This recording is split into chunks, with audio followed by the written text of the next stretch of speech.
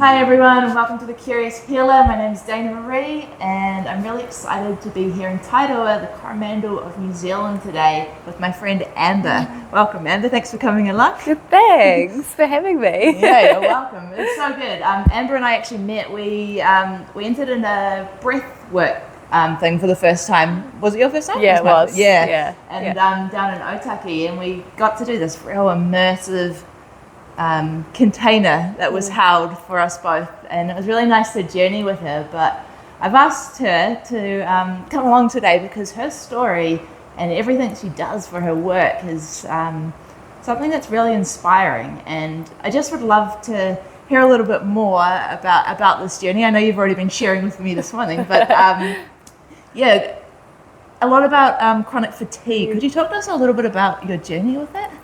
Yeah, so my backstory is I was working full-time, wonderful job, loved my job working down at Milford Sound as an air traffic controller down there.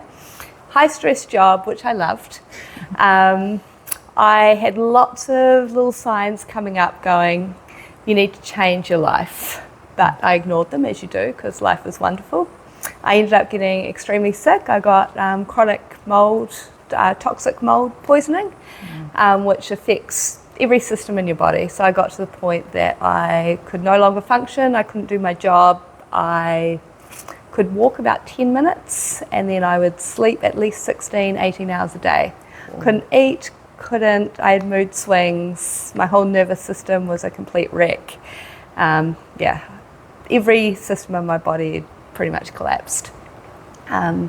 So I was forced to come back home to my parents' place because I could not function, and they helped me, supported me while I made my recovery. So ended up with chronic fatigue, brain fog, and a whole host of other things. Wow. It took a long time to get well, but it's great to actually make a full recovery.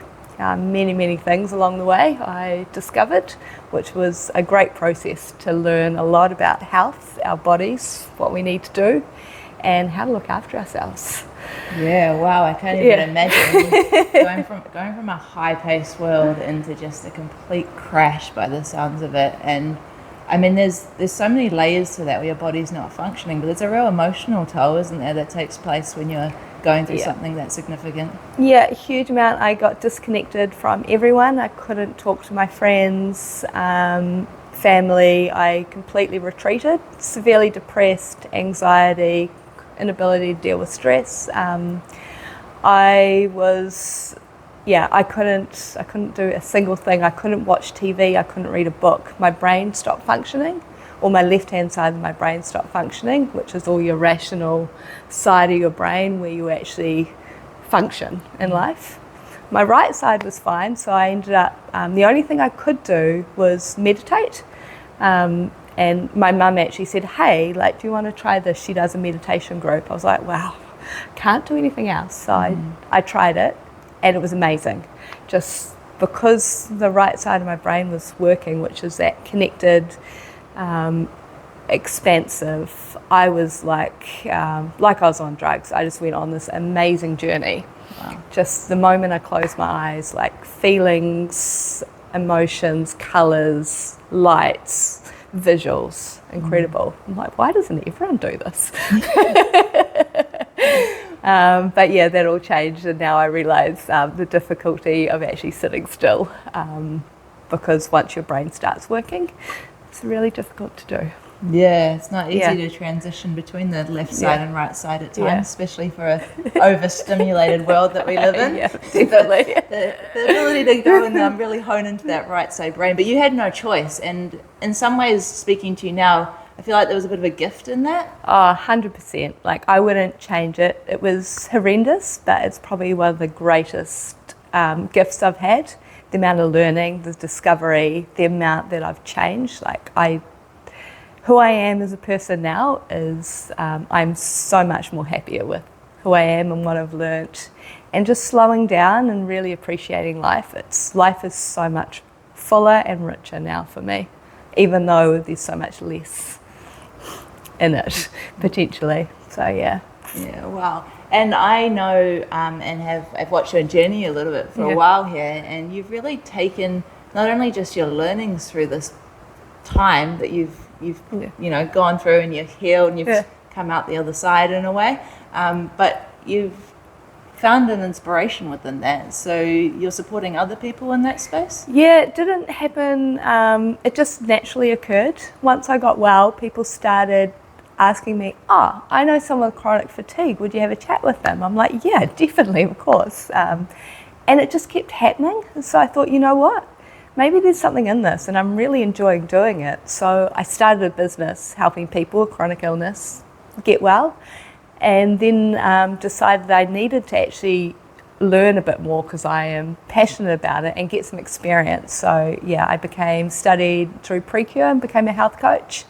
And so yeah, now I'm certified health coach, and it's one of my greatest joys, and it's so amazing to find another passion to do in my life. And yeah, it's just incredible watching people and helping them actually move through different illnesses and make really profound changes to their lives. Yeah, so it's really rewarding. Wow, yeah. I love that. And your work, is it safe to say chronic fatigue and lots of these illnesses are quite prevalent in the world? Is it quite an isolating journey taking place to someone like you that's really had that experience and come through? I just want to talk a little bit to that, because I know a lot of people are facing that alone. So I wondered if you could share a little bit of your knowledge in the space. Yeah, it is. It's a really tough journey, because most people don't understand that, and a lot of chronic fatigue, and a lot of them, they're not physical illnesses that you can see. If you've got a broken arm, everyone's like, oh yeah, you're sick. Yeah, go rest. But if you've got chronic fatigue and you're not functioning, they're like, well, just keep going. And it's becoming more acceptable and known about now, but there's a huge lack of knowledge about what it actually takes to get better. And chronic fatigue, it's a lot is in your brain and your body, and you actually have to do nothing. I literally did nothing for 4 months and just 10-minute walk a day, didn't use my brain. And we really underestimate how much we really need to stop. And it depends on how long you've had it, is how long you're going to need to rest your body. If it's been going on for 6 months, it's going to take a lot shorter time to rest than it does for someone who's had it for years. But the thing is what I struggle with is, in our current medical profession, there is no cure for chronic fatigue. There's no pill you can take that's going to fix you. But there are so many people getting well, and that's a misconception. I was told that all through my illness, what I had, it was all in my head, and I need to go see a psychiatrist. I'm like, I know it's not. I know this is I was having physical, mental, so many things. But it's that lack of understanding and that support from people around you, because you're like, well, you look healthy, you look fine.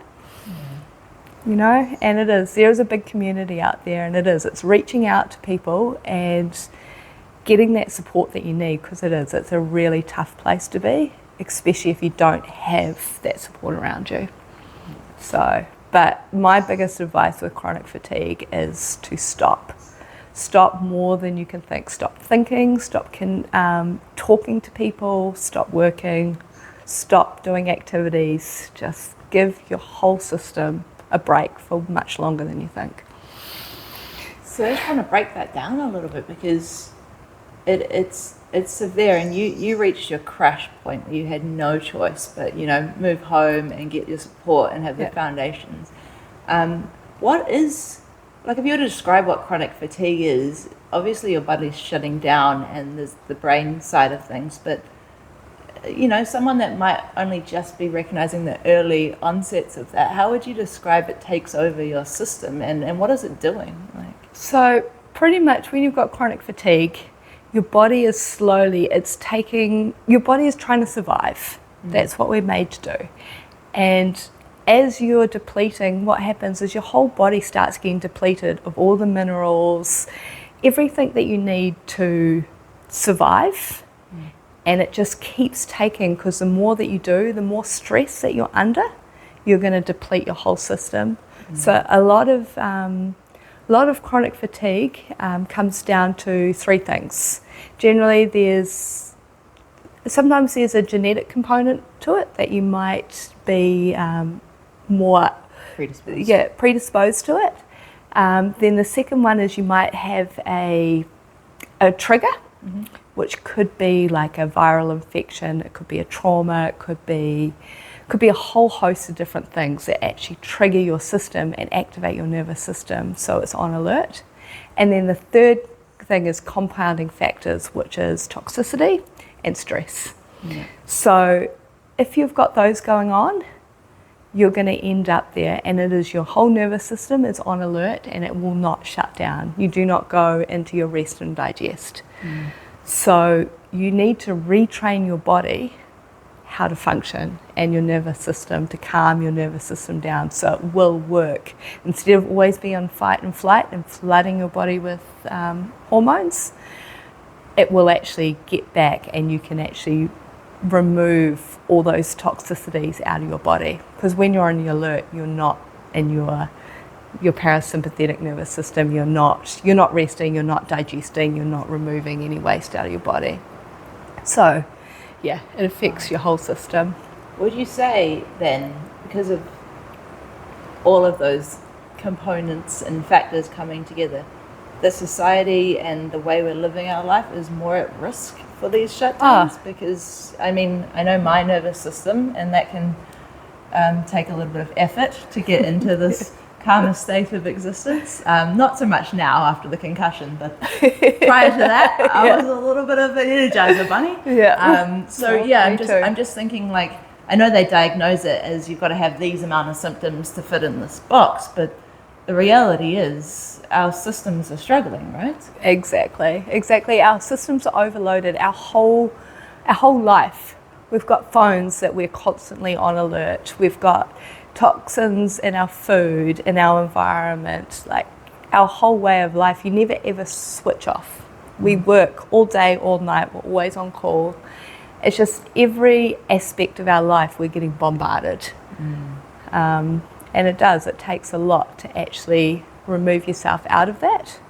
And you need to. If you're in that situation, you've got such a low tolerance that you'll no longer cope with those basic impacts on your body. So you do need to actually just really be aware. When you start noticing yourself getting tired for no reason, it's going, hold on a minute, I need to look after myself here. I need to stop, I need to take some time for me and just keep your nervous system back into alignment. It's an interesting thing, because I mean, I recognize that within your story and similar in mine. We seem to ignore things that are coming up for ourselves because we are trying to reach something, or we've got this going on, or busy, and there's no time for ourselves in that space. And I guess, our bodies are only ever trying to give us symptoms and warning signs and support in that way. But sometimes we're so busy that we don't even listen or learn or take a moment to realize what it's trying to tell us. And you can speak from experience here. You didn't listen a few times and then you hit that. Yeah, for sure. I had a high stressful job, which I loved. It was great. I had a huge friend circle, so I had social engagements. I'd line them up, there'd be one thing after the other. My time off, when I took time for myself, was to hike up a mountain. So every aspect of my body was being, like, my brain, my body, everything was under a huge amount of stress. And I was thriving on it, or so I thought.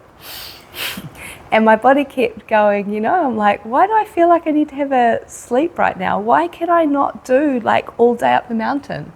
And just slowly symptoms started happening, and I just kept pushing because I had things to do. I had deadlines, I had work, I had people I wanted to catch up with, adventures to go to do, Class, yeah.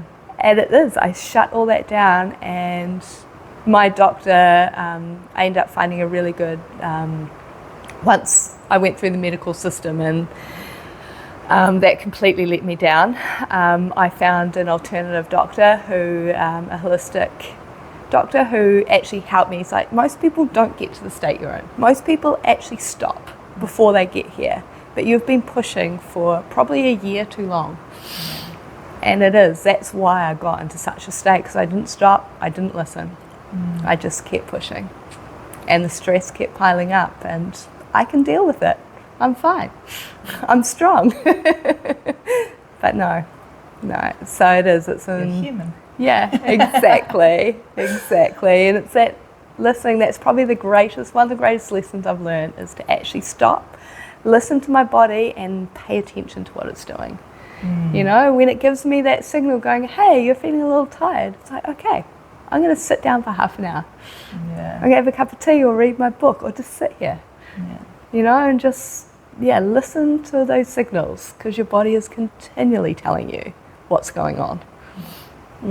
Thank you so much for sharing that, because I feel like it resonates with a lot of our listeners in that way, that we keep pushing through and not that we ignore the symptoms, we definitely hear them loud and clear, but what we do about them is another story. And so it's a really nice reminder for us all to actually harness that moment as it's arising, because what happens if you don't can be quite extreme, and then you'll have no choice, and we don't want that. Like we want to have those moments where we can support ourselves rather than having these massive catalysts or needs to go to the depth in that.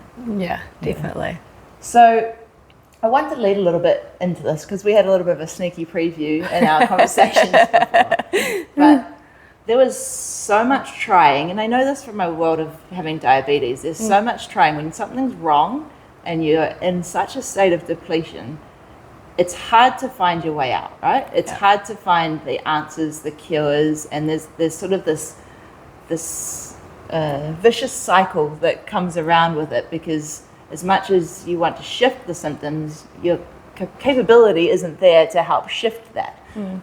So outside of rest, I know our bodies have the answers that we need, and there's healing that takes place. And I just want you to talk a little bit to what was your journey of through and coming out into you now, the energized, love, vibrant life, and with someone that listens to her body. So how did you get here? So pretty much I was really sick. I got a diagnosis and I started on my getting better journey. And actually at that point, probably a month or two into that, is when I hit my deepest low, which is fascinating. You know, I got so depressed, I sat on a couch and I stared at a wall for 4 days. I didn't eat. I only ate when, someone made me. I got to the point I was quite happy not to live. I wasn't suicidal, but I was quite happy just to that be the end. And one day I just got this thing and I'm going, actually, I don't choose this. This is not what I want. So I got pushed to make that decision, and I decided I wanted to live. So that there was the turning point for me. It was me choosing that this is not the reality I choose. And so from that point, I went out and I went to the local house shop, and I got, I think, some St. John's wort tea, because it's supposed to help with depression. It didn't matter what I did, but I chose to help myself. And so I went out and got a couple of things, and I don't know if they helped or not. It doesn't actually matter. It was just the process of me doing it. And then from there, that's when I decided I can't be where I am anymore. I was in Queenstown. I don't have support. I'm not in a place that is helping. I'm obviously not getting well. I need to make a complete change. So I moved back to Tairoa here. I'm very lucky. I've got supportive parents that are happy to look after me. I was like a toddler. If I was not had my lunch and in bed by 1 o'clock, I was an absolute nightmare. Throwing my toys out of the cot. There was zero regulation. My poor parents. They are amazing. But, there's things I started doing. Meditation was a huge part, and that is really good for energizing your brain as well. It's one of the few things that we really energize our brains. Ice baths and sauna, just that contrast therapy, really helps regulate your nervous system and helps your body learn how to regulate itself. And the other thing is breath work was a huge amount part of it, which is why I once I got well, I started diving into all these things, going, these are the things that help me get well. And the fourth thing was brain retraining, just really training my brain on how to think and how to perceive. And those four things, once I got well, I just dove into and went into the depths of going, what is this? Why did I work? What were the things, the science behind what made this work?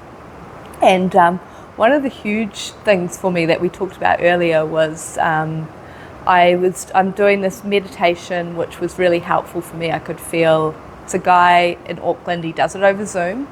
A friend said, hey, you should try this. So I did, and I could feel my whole body when he did it. I'm like, how is this possible? I can feel the energy, I feel tingles, like something's happening here. And how can this even happen over Zoom? Like, amazing. So I started doing that weekly, every day, meditations, live Zoom calls. And he does, this guy, he's an interesting guy, his name's Cornelius. And he is quite confronting. He's not your general meditation, wellness kind of person. He's really rough, from the UK. He swears, he eats a lot of junk food, like definitely not someone who you would expect in the wellness industry. But once you get beyond that part, what he does is incredible. So he has a direct access to what he calls consciousness, and he can connect with you and your consciousness, and he will help you, or he will be your voice to help you hear what your body and what your consciousness is telling you. So after these sessions, he will often do, you put your hand up and he'll have a chat. He might just do some work with you. So I put my hand up and he did, it was probably about 10 minutes. So he connected with me and so at that point I must have been 2 years, 1.5 to 2 years into my recovery. I would say I was about 60% recovered by that point. 10-minute session with him. With me, I just had to sit there and allow whatever had to happen and let my body do what it needed to do to heal itself. I came out of that session, I thought my brain fog was gone. But I came out, I could see clearer. There was like light, like everything was so much brighter, and I realized that this fog had completely lifted. My chronic fatigue, I was up to walking maybe half an hour a day. I could work a whole day and just, yes, I took it easy and things, but I could do anything that I wanted to do in that day without having to go, right, this is how much energy I've got. How am I going to spend it this day? Like, okay, if I do this, how much rest am I going to need? Like, all that was gone. I was able to, all my gut issues, I was having a huge amount of problem eating. I'd be continually flaring up with infections, and I'd be 3 days in bed if I even looked at gluten, pretty much. But yeah, and I was able to eat again. I didn't have a reaction since that. It's just incredible how quickly in 10 minutes, connecting with yourself, the power of your body. Yes, he's there facilitating, but he's very clear that it is you doing the work yourself, which really aligns with me. And I could feel it. I could feel things going through my whole body, and just light, and just, it felt like all my cells was like clicking back into place. My brain started working again. I could remember, because I was really struggling to remember. I've got huge blackout periods from that period that I just don't remember anything. But yeah, my brain started functioning. I could deal with stress. I could actually, I could actually watch a movie and sit on the couch, and it was just incredible that what you can do so quickly. And he does it every day. It's incredible. Yeah, amazing. So Cornelius, and what I found amazing in your journey is once you decided for you what you wanted, you really, you looked outside yourself, but the pinnacle of your healing was the way that he helped hold a space for you to empower your own healing within. Yeah. And that just tells me that anything's possible.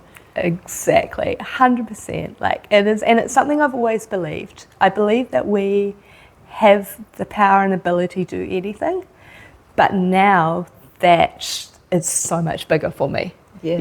It's just unlimited potential, and it's so exciting to see what we can do. And now I'm like, what else can I heal? What else can I do? What can I achieve? Like, it's incredible, the potential that we have as a human being, and our power and our strength. And I think a lot of us don't know, and I still don't know the full capacity, but I'm really excited to find out. Me too. Wow, what an inspiration. Thank you so much for sharing, Amber, because it's a journey that a lot of people are facing different illnesses and different paths, and it doesn't matter how it dress up. I listened to your story about chronic fatigue, and I relate to my own with diabetes, and they're all different pathways, but that sort of dangle carrot at the end there, where you realize that the empowerment is actually within your own consciousness, within your own being, and something that you can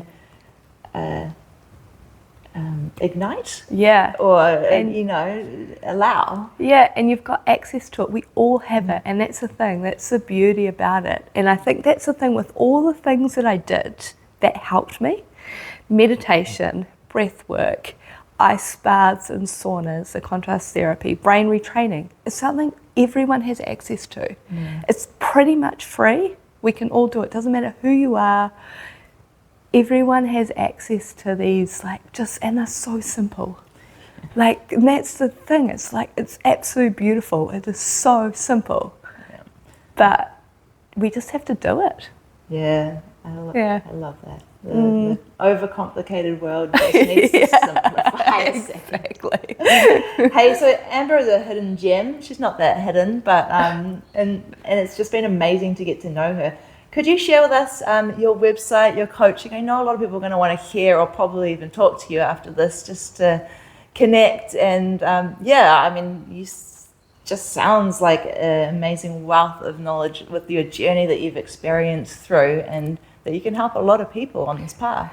Yeah, and that's why I did it. It's just realizing that we all need that connection. And if I had found someone like me to go, hey, just to go, yeah, I get where you're at. I understand. And for me, the biggest thing a lot of people get is hope. Because it's you're in this world going, it's just me. What can I, how do I do this? But you're like, I've been there. And I'm well, 100% well.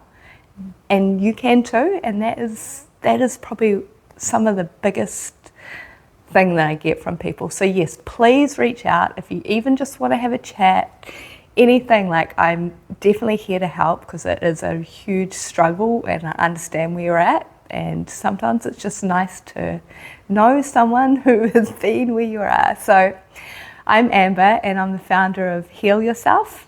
So it's www.healyourself.co.nz. So drop me a message, just get in touch.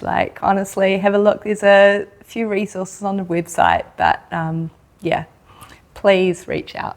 Yeah.